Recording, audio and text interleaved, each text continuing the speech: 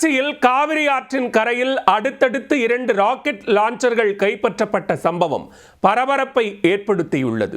திருச்சிக்கு ராக்கெட் லான்ச்சர்களை கொண்டு வந்தது யார்?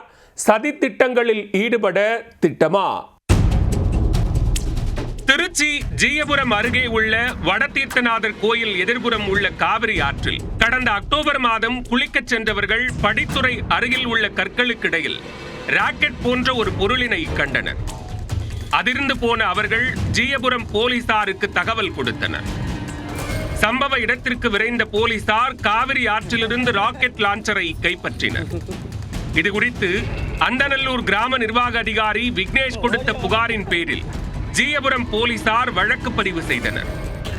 காவிரி ஆற்றில் அதிக அளவு தண்ணீர் வரும்போது ராக்கெட் லான்ச்சர் மிதந்து வந்ததா அல்லது யாராவது காவிரி ஆற்றில் வீசி சென்றார்களா என்று விசாரித்தனர்.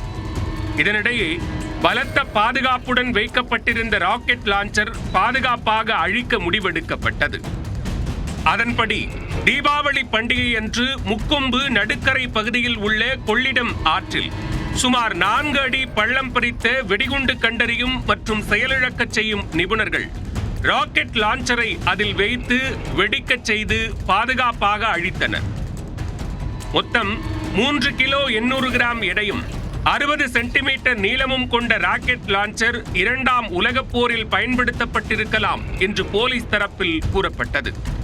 இந்நிலையில் ஏற்கனவே ராக்கெட் லான்ச்சர் கண்டெடுக்கப்பட்ட அதே இடத்தில் இன்று மற்றொரு ராக்கெட் லான்ச்சர் ஒன்று கண்டெடுக்கப்பட்டுள்ளது.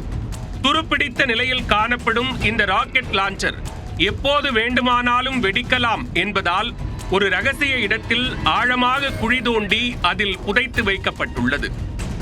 ராக்கெட் லான்ச்சர் குறித்து ஜீயபுரம் போலீசார் வழக்கு பதிவு செய்துள்ளனர். போர்க்காலங்களில் ஆயுதங்கள் ஏற்றிச் செல்லும் கனரக வாகனங்களை அதி தொலைவிலிருந்து குறி தவறாமல் தாக்கி அழிப்பதில் வல்லமை பெற்றது இந்த ராக்கெட் லான்ச்சர் என்பது குறிப்பிடத்தக்கது.